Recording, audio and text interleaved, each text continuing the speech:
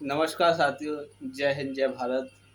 चौंक गए होंगे आज आप मुझे इस तरह क्लास देखते हुए, लेकिन थोड़ा लगा कि आपसे एक मतलब अनऑफिशियल बात आपसे करनी चाहिए। आज मैं संविधान सभा का, हालांकि दूसरी तरफ क्लास चल ही रही है, उसके और भी पार्ट्स अभी रह गए हैं अपलोड होने के लिए। लेकिन आज मैं संविधान सभा के बारे में आपसे चर्चा करना चाहूँगा। संविधान सभा के बारे में एक मतलब व्यावहारिक रूप से अगर हम जानना चाहें उसके फैक्ट क्या क्या हैं और जो परीक्षाओं के लिहाज से बहुत ज़्यादा महत्वपूर्ण है, वो हम यहाँ जान पाएंगे। सबसे पहले हमने जो बात की, मैं उस संविधान सभा के बारे में आपको सुनाता हुआ या कुछ भी समझ लीजिए, आपको बताते चल रहा हूँ। आप इन चीज़ों को रट लीजिएगा, परीक्षाओं में आएंगी। और एक बात की मैं गारंटी देता हूँ कि आप मेरे साथ जुड़े रहिए।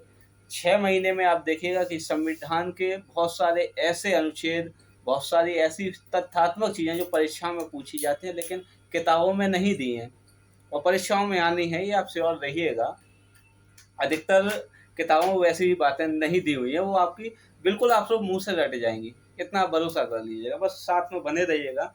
तो सबसे पहले हम संविधान सभा की मांग किसने, संविधान की मांग किसने की। संविधान सभा तो बात की बात है कि निर्माण कौन करेगा, संविधान की मांग किसने की। तो ये आपको बताया है कि बाल गंगाधर तिलक ने 1895 में स्वराज विधेयक, कॉन्स्टिट्यूशनल बिल फॉर इंडिया रखा था। इस आधार पर यह कहा जाता है कि तिलक पहले व्यक्ति थे जिन्होंने भारतीयों के लिए संविधान की मांग की थी।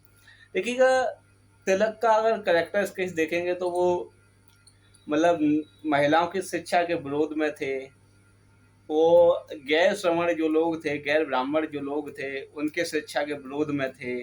उनके ऐसे कई स्टेटमेंट उनके खुद के अखबार में आते हैं। तो ये एक ऐसा पॉइंट था कि जहाँ बाल गंगाधर तिलक की छवि बहुत ज़्यादा धूमिल होती है। और वैसे ऐसा होना नहीं चाहिए जिस तरह वो कट्टरपंथी की बात करते थे, लेकिन वो एक अलग मसला है।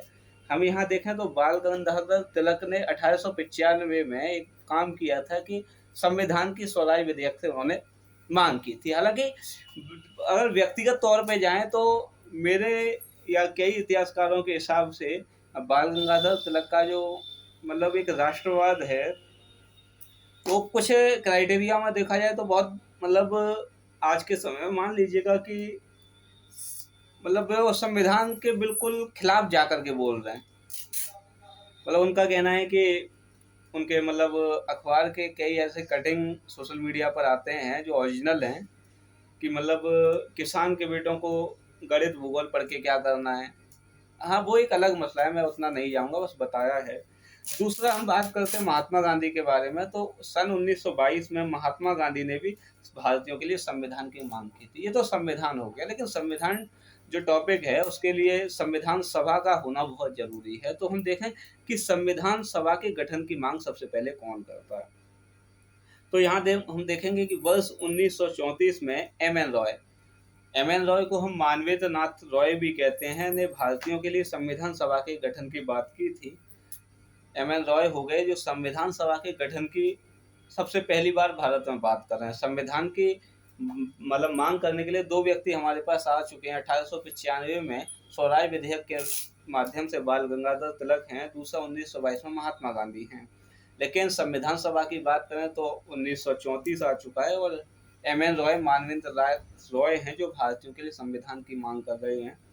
वर्ष 1935 में कांग्रेस द्वारा वयस्क मताधिकार के आधार पर संविधान सभा के गठन का प्रस्ताव रखा था। देखिएगा, वयस्क मताधिकार एक शब्द आया है, या हम थोड़ा पीछे पहुंचे तो हम समझेंगे कि वयस्क मताधिकार क्या होता है।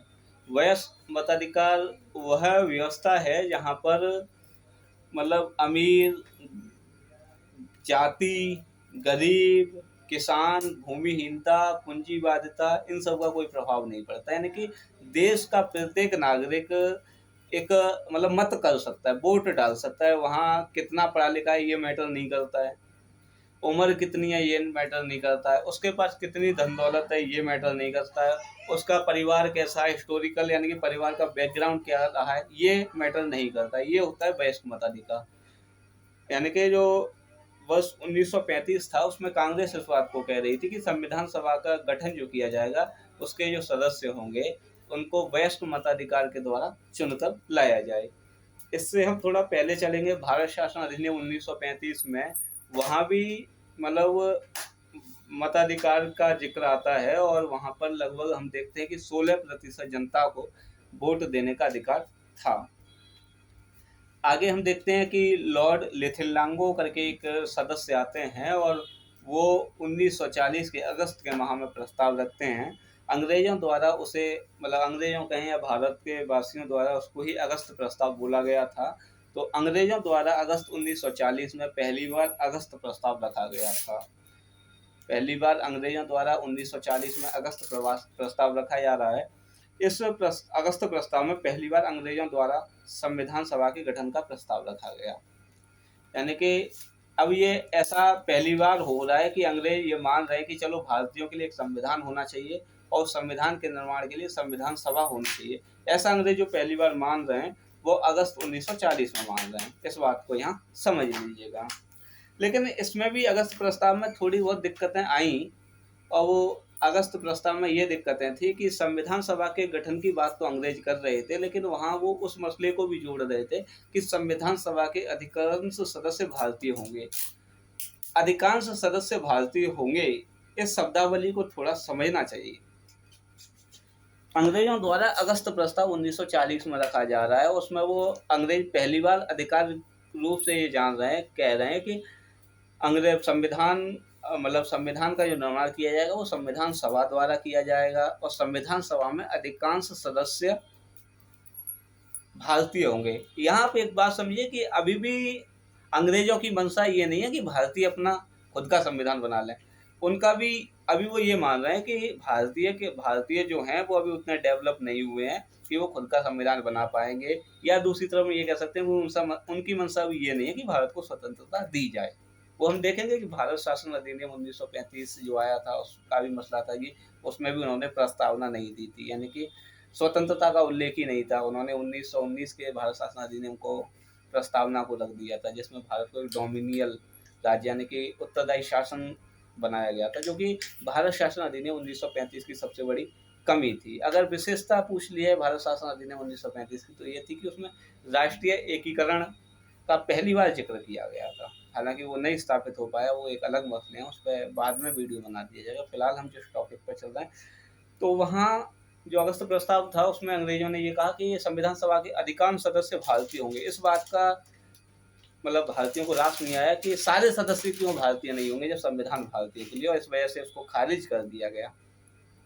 फिर हम देखते हैं कि मार्च 1942 में क्रिप्स प्रस्ताव रखा जाता है। सर स्टेफोर्ड क्रिप्स इस प्रस्ताव के अध्यक्ष होते हैं और क्रिप्स प्रस्ताव में ये कहा कि उस समय हमें पता है कि 1939 से 1945 तक द्वितीय विश्व युद्ध चल रहा था, जिसमें ब्रिटेन की शक्ति बहुत ज़्यादा कम होती जा रही थी। यानी कि ब्रिटेन जो देश था वो युद्ध की वजह से बहुत ज़्यादा हानि में पहुंच जा रहा था।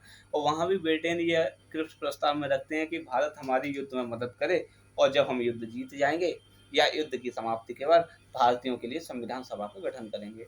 जब ऐसी बात आई तब भी बुरा लगा कि यार इनकी एक तो ब्रिटेन की स्थिति युद्ध में वैसे ही कमज़ोर हो रही है, तो बाद में ही हमारे लिए क्या करेंगे। तो भारतीयों का कहना भी सही था कि भाई जो तुम काम युद्ध के बाद करोगे अभी क्यों नहीं करोगे, और इस वजह से अगस्त प्रस्ताव तो असफल हुई था, साथ में जो क्रिप्स मिशन था वो भी असफल रहा। और अगर आप देख पाएंगे तो क्रिप्स प्रस्ताव या क्रिप्स मिशन के बारे में महात्मा गांधी जी का एक स्टेटमेंट है जो बहुधा एग्जाम्स में पूछा जाता है। वो स्टेटमेंट है कि मतलब क्योंकि ब्रिटेन युद्ध में समाप्त हो रहा था तो इसलिए उसको ब्रिटेन को युद्ध में मतलब उसकी अर्थव्यवस्था नष्ट हो रही थी ब्रिटेन की, तो उसको उन्होंने दिवालिया कहा, दिवालिया बैंक। यानी कि ब्रिटेन की तुलना उन्होंने दिवालिया बैंक से कर दी। बाकी का दूसरी बात थी कि वो युद्ध में जीतें या ना जीतें, इसको उन्होंने पूर्व तिथि का चेक बता दिया। तो कुल मिलाकर के महात्मा गांधी ने क्रिप्स प्रस्ताव की आलोचना को इस प्रकार की कि यह तो दिवालिया बैंक का पूर्व तिथि का चेक है। क्लियर है, ये पोस्ट डेटेड चेक, ये आपको समझ में आई होगी बातें। आगे क्या होता है भी, कैबिनेट मिशन योजना। अब कैबिनेट मिशन 1946 में भारत आ रहा है। कैबिनेट मिशन योजना के तहत संविधान सभा का गठन किया गया। ये बात थोड़ी समझने की है। संविधान सभा का गठन किस योजना के तहत किया गया? तो कैबिनेट मिशन योजना के तहत किया गया था। कैबिनेट मिशन, संविधान सभा का गठन कैबिनेट मिशन द्वारा करते हैं। कैबिनेट मिशन में कुल 3 सदस्य हुआ करते थे, उसमें 2 सदस्य थे, एक अध्यक्ष थे। हम देखेंगे लॉर्ड पैट्रिक लॉरेंस इसके अध्यक्ष थे, सर स्टेफोर्ड क्रिप्स और एबी अलेक्जेंडर इसके सदस्य थे। संविधान का जो कहने का मतलब है कि संविधान का जो संविधान सभा का गठन जिस कैबिनेट मिशन के तहत हुआ था वो 24 मार्च 1946 को भारत आया था तथा 16 मई 1946 को इसने अपनी रिपोर्ट पेश की। क्या था कैबिनेट मिशन की रिपोर्ट और इसने क्या उसमें दिया है, वो ये है कि समझने का लिए कि कैबिनेट मिशन योजना के तहत ही संविधान सभा का गठन किया गया। इस योजना के तहत संविधान सभा की सदस्य संख्या 389 रखी गई। क्योंकि 389 क्यों रखी गई, एक तो कारण यही आ जाता है कि 389 ही क्यों, तो 389 सीटें रखने का एक कारण ये था कि उस समय भारत की जनसंख्या लगभग, पाकिस्तान को भी काउंट कर लिया जाए तो भारत की जनसंख्या लगभग 40 करोड़ थी। 40 करोड़ में, और संविधान सभा के जो मतलब आपका कैबिनेट मिशन था उसने इस बात को अनुभूत किया कि जो 10 लाख पर हम एक सदस्य सीट को रखेंगे, तो कई ऐसे प्रांत है यहाँ पर जनसंख्या 10 लाख से ऊपर थी, कई कम थे, तो एवरेज 10 लाख का लिया गया था। यहाँ देखो एक प्रश्न बहुत बढ़िया यहाँ बनने वाला है अगर आप लोग समझेंगे तो, कि कैबिनेट मिशन जो था उसके अध्यक्ष स्टेफोर्ड क्रिप्स थे। उस समय स्टेफोर्ड क्रिप्स जो थे उस समय भारत सचिव थे। क्लियर है, ये थोड़ा याद रखिएगा। सॉरी गलत हो गया। पैट्रिक लॉरेंस, मैं यहाँ कैबिनेट मिशन की बात कर रहा हूँ। पैट्रिक लॉरेंस उस समय भारत सचिव थे, इस बात को थोड़ा याद रखिएगा। देखिएगा सदस्य संख्या 389 रख ली गई। 389 को भी हमने 2 भागों में बांटा, एक था देशी भारत और एक था अंग्रेजी भारत। देशी जो भारत था वहाँ राजा रजवाड़ों का शासन हुआ करता था। उसके लिए मतलब कैबिनेट मिशन ने 93 सीटों को फिक्स किया और राजा महाराजाओं या देशी रियासतों को ये अधिकार दिया गया कि वे अपने स्वतंत्र रूप से प्रतिनिधि को चुन लें, मनोनयन कर लें और उनको संविधान सभा में भेज दें। दूसरी तरफ जो अंग्रेज भारत था उसके लिए 296 सीटें तय की गई, जिसके लिए 296 जो सीटें थी उनके लिए निर्वाचन होना था, यानी कि चुनाव होना था। और जो निर्वाचन होना था उसकी भी एक कुछ शर्तें रखी गई कि निर्वाचन में ये था कि पहली शर्त तो यही थी भाई कि 4 सीटें तो चीफ प्रेसिडेंसी कमिश्नरी क्षेत्र के लिए रखी जाए। यानी कि आप ऐसे समझो कि आज की केंद्र शासित प्रदेशों के लिए उस समय 4 हुआ करते थे। दिल्ली था, कुर्ग था, अजमेर, मोरवाड़ा था और बलूचिस्तान था। इसके बाद जो 296 के बाद 204 चले गए तो 292 बचे। 292 उस समय 11 प्रांत थे, उन 11 प्रांतों के लिए सुनिश्चित की गई। उस 11 प्रांतों की अगर हम बात करें तो एक बड़ा बढ़िया डिटेल तैयार हो जाएगा, लेकिन समझने की चीज़ें भी रहेंगी। 11 प्रांत में थे मद्रास, बॉम्बे, संयुक्त प्रांत यानी कि उत्तर प्रदेश हो गया, बिहार हो गया, मध्य प्रांत हो गया, उड़ीसा हो गया, पंजाब हो गया, उत्तर पश्चिम सीमांत प्रांत हो गया, सिंध हो गया, बंगाल हो गया और असम हो गया। ठीक है, ये 11 प्रांत उस समय प्रांत हुआ करते थे। इनके लिए 292 सीटें थी, इनसे निर्वाचन हो जाता। अब यहाँ ये देखना है कि मनोनयन तो एक अलग चीज़ है, जो देशी भारत के रजवाड़ों का हो रहा है, वहाँ के राजा महाराजाओं का, लेकिन हम बाकी की चीज़ें अगर काउंट करें तो यहाँ देख पाएंगे कि जो ब्रिटिश भारत के जो सदस्य थे उनका चुनाव तो होना है, लेकिन चुनाव कैसे होगा? देखो यहाँ कांग्रेस हो और या फिर कांग्रेस के अलावा दूसरी जो मतलब कैबिनेट मिशन हो, ये दोनों ही चाह रहे थे कि जो चुनाव है वो एक प्रत्यक्ष रूप से कराया जाए, लेकिन दोनों की अनुशंसा थी कि संविधान सभा के सदस्यों का चुनाव प्रत्यक्ष रूप से कराया जाए। लेकिन वहाँ ये दिक्कतें थी कि भारत की जनसंख्या उसके लिए अभ्यासरत नहीं थी, क्योंकि यहाँ चुनाव होते ही नहीं थे। दूसरा, अभी देश को स्वतंत्रता नहीं मिली है तो बजट भी नहीं है इतना, कि क्या किया जाए। अगर कल भी चुनाव करा भी दें तो समय बहुत लगेगा और दिक्कतें बहुत ज़्यादा आएंगी। कई टेक्निकल रीजन आएंगे, प्रशासनिक तंत्र या प्रशासनिक व्यवस्था भी उतनी मजबूत नहीं है जो चुनाव बढ़िया तरह ठीक तरह संपन्न कर पाए। तो इसलिए चुनाव जो था वो अप्रत्यक्ष रूप से कराया गया। अप्रत्यक्ष रूप से जब चुनाव कराया जा रहा है तो वहाँ पर मतलब जो प्रांतों में विधानमंडल हुआ करता था उन्हीं के सदस्यों से कहा कि आप अपने अपने क्षेत्र से संविधान सभा के लिए सदस्य चुनकर भेजें। तो सदस्य चुनकर आए। अब यहाँ ये भी है कि भाई अगर चुनाव होता तो क्या परिणाम बदलता, तो ये 99% ये है कि अगर प्रत्यक्ष रूप से भी चुनाव कराए जाते, वैसे संभव नहीं था, अगर कराए भी जाते तो संविधान सभा में वही लोग आते जो वास्तव में संविधान सभा में अप्रत्यक्ष रूप से भी चुनकर आए थे। अब हम देखेंगे कि संविधान सभा के सदस्यों का चुनाव जुलाई 1946 में हो जाता है। अब रिजल्ट भी आया तो कांग्रेस को 208 सीटें मिल जाती हैं, यानी कांग्रेस इतना बड़ा उस समय मतलब कह सकते हैं कि पार्टी थी कि जो उससे चुनाव लड़ा लगभग जीता। अगर दूसरी हम मुस्लिम लीग की बात करेंगे तो मुस्लिम लीग से 73 सदस्य जीत करके आए थे। तो यहाँ मुस्लिम लीग को ये भी लगा कि कांग्रेस में एक पार्टी विशेष का बोलबाला है और इस वजह से मुस्लिम लीग ने संविधान सभा का बहिष्कार भी किया। अगर हम निर्दलीय की बात करें तो निर्दलीय करीब 7 जीत करके आए थे, निर्दलीय 8 थे और अन्य प्रांतीय दल थे, वहां से एक एक सदस्य यहाँ आया था। ये हो गया साहब संविधान सभा के सदस्यों का चुनाव।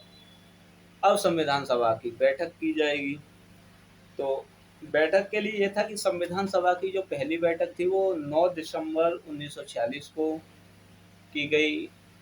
सुबह 11 बजे का टाइम था, दिन सोमवार का था। कॉन्स्टिट्यूशनल हॉल नई दिल्ली में यह बैठक आयोजित की जा रही थी।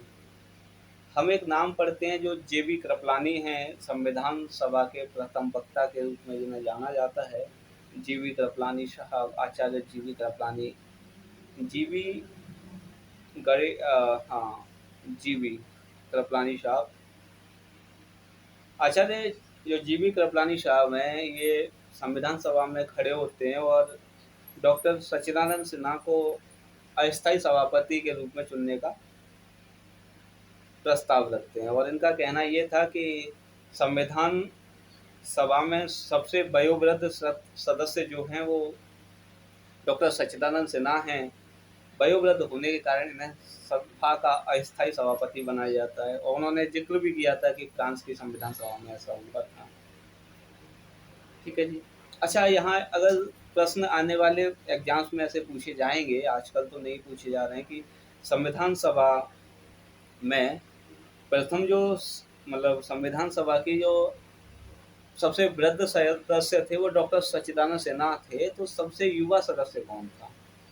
तो यहाँ जानकर आपको हैरानी होगी। पहली बात तो ये क्लियर कर लें कि संविधान सभा में महिलाओं के लिए ना कोई सांप्रदायिक निर्वाचन प्रणाली थी, ना ही महिलाओं के लिए कोई आरक्षण था।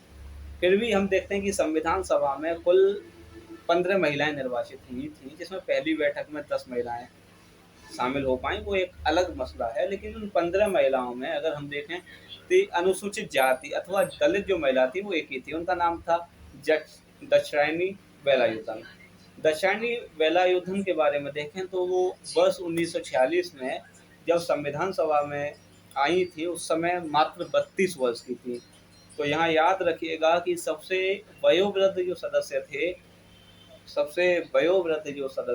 वो सच्चिदानंद सिन्हा थे, जबकि सबसे युवा अगर सदस्य थी तो वे एकमात्र व पहली महिला दलित सदस्य दाक्षायणी वेलायुधन थी, जो कि केरल से आई थी। प्रथम बैठक में 207 सदस्यों ने भाग लिया। कई पुस्तकों में देखता हूँ कि यहाँ 211 दिया हुआ है, वो गलत है। 211 जो सदस्य थे वो प्रथम सत्र में, यानी कि प्रथम जो सत्र था वो 9 दिसंबर से 23 दिसंबर 1946 तक चला। उसमें कुल 211 सदस्यों ने भाग लिया था, जबकि प्रथम बैठक में 207 सदस्यों ने भाग लिया। 207 ही क्यों आए, जबकि सदस्य तो 389 चुने जाने थे। 389 में 207 ही क्यों उपस्थित हुए? उसका रीजन ये था कि जो राजे रजवाड़े महाराजाओं के थे वो ये तय नहीं कर पाए तब तक कि वो संविधान सभा में किसको भेजें। अगर किसी अगर किसी राजा रजवाड़े ने ये तय कर भी लिया था कि हमें इन्हें भेजना है, तो उन्हें तारीख और स्थान नहीं पता था कि भेजना कहाँ है। तो एक तो ये हो गया कि इसलिए कम हो गए। दूसरा ये था कि मुस्लिम लीग ने संविधान सभा का बहिष्कार किया था। कई ऐसे थे जो दिल्ली से बहुत दूर रहते थे। तो कारण ये थे कि इसी वजह से केवल संविधान सभा में 207 सदस्य उपस्थित हो पाए थे। क्या एक मसला ये भी है, उत्तर प्रदेश से कितने सदस्य शामिल हुए? तो उत्तर प्रदेश से कुल 42 सदस्य शामिल हुए थे, जिसमें 3 महिलाएं थीं। इनके बाकायदा नाम मैंने संविधान सभा की जो मतलब व्हाइट बोर्ड पर पढ़ाते हुए किताब वीडियो अपलोड किए हैं, उनमें नाम भी मैंने इनके नोट कराए हैं। 3 कौन महिलाएं थी, कुल 42 सदस्य वो कौन से थे। यहाँ सबसे महत्वपूर्ण ये है कि एक तरफ मुस्लिम लीग संविधान सभा का बहिष्कार कर रही थी, वहीं डॉक्टर बी आर अम्बेडकर साहब, जो कि जैसुर कुलना से जीत के आए थे। जैसुर कुलना उनकी बांग्लादेश में वर्तमान में तो बांग्लादेश में है, उस समय पाकिस्तान विभाजन होता है तो पाकिस्तान में चली जाती है। जैसुर कुलना सीट से मुस्लिम लीग की सहायता से वो जीत करके आए थे। तो मुस्लिम लीग की सहायता से जीत करके आए, इधर मुस्लिम लीग संविधान सभा का बहिष्कार कर रही है। तो यहाँ ये देखना है कि संविधान सभा का बहिष्कार मुस्लिम लीग ने तो किया था, लेकिन फिर भी मुस्लिम लीग के सदस्य होने के नाते और मुस्लिम लीग बहिष्कार कर दिया, फिर भी डॉक्टर अंबेडकर संविधान सभा की पहली बैठक में उपस्थित हुए थे बंगाल से। ये थोड़ा क्लियर होना चाहिए। पहली बैठक थी, उसमें कुल 10 महिलाओं ने भाग लिया था, और पूरी संविधान सभा में कुल देखेंगे तो 15 महिलाएं निर्वाचित होकर के आई थी। उन 15 महिलाओं के जो नाम हैं वो इस प्रकार हैं: सरोजिनी नायडू, जो कि पहली महिला राज्यपाल बनी उत्तर प्रदेश से; सुचेता कृपलानी, जो कि पहली महिला मुख्यमंत्री बनी उत्तर प्रदेश से; राजकुमारी अमृता कौर। राजकुमारी अमृता कौर ऐसी थी जो मतलब स्वतंत्रता के बाद पहली कैबिनेट में शामिल हुई थी, और उन्हें स्वास्थ्य मंत्री पद दिया गया था। विजय लक्ष्मी पंडित, जो कि पंडित नेहरू जी की बहन थी। हंसा मेहता, एक बड़ा नाम है। आज 15 अगस्त जो आएगा, 15 हमें पता है कि 15 अगस्त 1947 को भारत आज़ाद हुआ, और हंसा मेहता, जिनके पति का नाम जीवराव मेहता था, हंसा मेहता ने एक राष्ट्रीय ध्वज महिलाओं की तरफ से संविधान सभा के सभापति डॉक्टर राजेंद्र प्रसाद को भेंट किया था। और वही राष्ट्रीय ध्वज, झंडा या तिरंगा पंडित जवाहरलाल नेहरू ने 15 अगस्त की रात को फहराया था। तो वो जो झंडा था वो हंसा मेहता ने दिया था। और हंसा मेहता के बारे में इंटरेस्टिंग पॉइंट तो ये है कि हंसा मेहता बड़ौदा के एक विश्वविद्यालय की कुलपति बनी, और भारतीय इतिहास में ऐसा पहली बार हुआ था कि कोई महिला किसी विश्वविद्यालय की कुलपति अथवा वाइस चांसलर बन गई है। आगे हम देखें हैं, एक दुर्गाबाई देशमुख महिला थी। बेगम अयाज रसूल, जो कि एकमात्र महिला सदस्य थी जो मुस्लिम लीग से सदस्य चुनाव जीत करके आई थी। बेगम अयाज रसूल, ठीक है जी, याद रखिएगा, एकमात्र संविधान सभा में मुस्लिम महिला थी जो मुस्लिम लीग की सहायता से चुनाव जीत के आई। कमला चौधरी, दाक्षायणी वेलायुधन, जो दलित महिला थी और सबसे युवा भी थी। मालती चौधरी, पूर्णिमा बनर्जी, एनी मसेकर या एनी मस्करी, एकमात्र महिला थी संविधान सभा में जिनको मनोनयन हुआ था। अम्बू स्वामीनाथन, नीला रॉय, रेणुका देवी। अब हम देखें कि भारतीय संविधान में इन 15 महिलाओं में से कौन कौन उपस्थित नहीं थी। तो राजकुमारी अमृता कौर उपस्थित नहीं थी। विजय लक्ष्मी पंडित यूएन में गई थी, इसलिए उपस्थित नहीं हो पाई थी। रेणुका देवी उपस्थित नहीं थी। बेगम अयाज रसूल इसलिए उपस्थित नहीं हो पाई थी क्योंकि मुस्लिम लीग ने संविधान सभा का बहिष्कार किया था। एनी मस्करीन को भी मनोनयन हुआ था, तो इनका उस समय तक नाम ही नहीं सजाया गया होगा। तो ये कुल 5 महिलाएं थी जो संविधान सभा की प्रथम बैठक में भाग नहीं ले पाई। राजकुमारी अमृता कौर हैं, विजय लक्ष्मी पंडित हैं, रेणुका रे हैं, बेगम अयाज रसूल हैं, और एनी मस्करीन हैं। आगे हम देखें कि जो पहली बैठक थी 9 दिसंबर 1946 को, तो प्रवक्ता तो जेबी कृपलानी साहब थे, लेकिन जेबी कृपलानी साहब ने अस्थायी सभापति डॉक्टर सच्चिदानंद सिन्हा का चुनाव भी किया था या मनोनयन किया था। तो जो डॉक्टर सच्चिदानंद सिन्हा थे, ये संविधान सभा में काफ़ी वयोवृद्ध थे, इनका स्वास्थ्य भी ठीक नहीं रहता था। इनको डॉक्टरों ने कहा था कि आपको दोपहर के बाद कोई काम नहीं करना है। तो डॉक्टर सच्चिदानंद सिन्हा चाह रहे थे कि मेरा स्वास्थ्य खराब रहता है, दोपहर के बाद हो सकता है कि मैं बीमार हो जाऊँ और मेरे को बोला भी ना जाए, तो उस वजह से कोई एक दूसरा सभापति होना चाहिए, उप सभापति होना चाहिए, जो मेरी अनुपस्थिति में भी संविधान सभा की जो बैठक है वो सुचारू रूप से चल सके। तो याद रखिएगा कि संविधान सभा में पहले और एकमात्र जो उपसभापति थे, उनका भी चुनाव 9 दिसंबर 1946 को किया गया। उनका नाम था फ्रैंक जे एंथोनी। जो आपको देखते हैं कि राष्ट्रपति द्वारा पहले लोकसभा में 2 सदस्य मनोनयन किए जाते थे, उनमें सबसे ज़्यादा अगर किसी का मनोनयन लोकसभा में हुआ था वो फ्रैंक जे एंथोनी साहब का ही हुआ था, और 7 बार ये रहे थे। इसके बाद संविधान सभा में और 9 दिसंबर 1946 को क्या होता है, जब हम संविधान सभा का गठन कर रहे हैं तो देशों से शुभकामनाएं भी आई थी। 3 देश से हमें शुभकामना संदेश प्राप्त हुए थे। उसमें 3 देशों में हम बात करेंगे तो अमेरिका था, ऑस्ट्रेलिया था और चीन था। और क्या हुआ था, तो एक ये भी हुआ था कि डॉक्टर देव रैकोट संविधान सभा के सदस्य थे, लेकिन दुर्भाग्य से ये संविधान सभा की किसी भी बैठक में भाग नहीं ले पाए, क्योंकि संविधान की पहली बैठक 9 दिसंबर 1946 को होनी थी, उससे पहले ही इनका निधन हो गया। तो संविधान सभा की 9 दिसंबर 1946 की बैठक में इनको शोक व्यक्त किया गया, श्रद्धांजलि दी गई डॉक्टर देव रैकोट दास जी को। आगे हम देखेंगे संविधान सभा के 2 उपाध्यक्ष थे। एक तो थे H.C. मुखर्जी, हरेंद्र कुमार मुखर्जी, दूसरे थे B.T. कृष्णमाचारी। जब संविधान सभा अंग्रेज भारत का प्रतिनिधित्व करती थी तो वहाँ उपाध्यक्ष S.C. मुखर्जी होते थे। जब देसी भारत का प्रतिनिधित्व की बात आती थी तो वहाँ B.T. कृष्णमाचारी करते थे। यहाँ एक बात और हमें समझनी होगी कि जब हम भारत शासन अधिनियम 1958 को पढ़ते हैं, 1858 भारत शासन अधिनियम 1858 पढ़ते हैं, तो वहाँ हम देखते हैं कि वायसराय का नया नाम बना, मतलब नया पद बनाया, वो गलत है। देखिए जो मतलब ये था कि जो गवर्नर जनरल था उसी का पदनाम बदल के वायसराय कर दिया गया। हालांकि पद दोनों ही थे। जब वही एक व्यक्ति देशी भारत का प्रतिनिधित्व कर रहा होता था तो उसे वायसराय कहते थे, और वो वायसराय दरअसल रानी के रूप में होता था। और वही व्यक्ति जब ब्रिटिश भारत का मतलब प्रतिनिधित्व कर रहा था तो उसे हम गवर्नर जनरल बोल देते हैं। लेकिन यहाँ अलग है, अगर अंग्रेजी भारत का प्रतिनिधित्व हो रहा है तो वहाँ उपाध्यक्ष है हरेंद्र कुमार मुखर्जी, और देशी भारत की बात चल रही है संविधान सभा में तो वहाँ पर B.T. कृष्णमाचारी हैं। संविधान सभा के एक सचिव भी थे जो H.B.R. अयंगर साहब थे।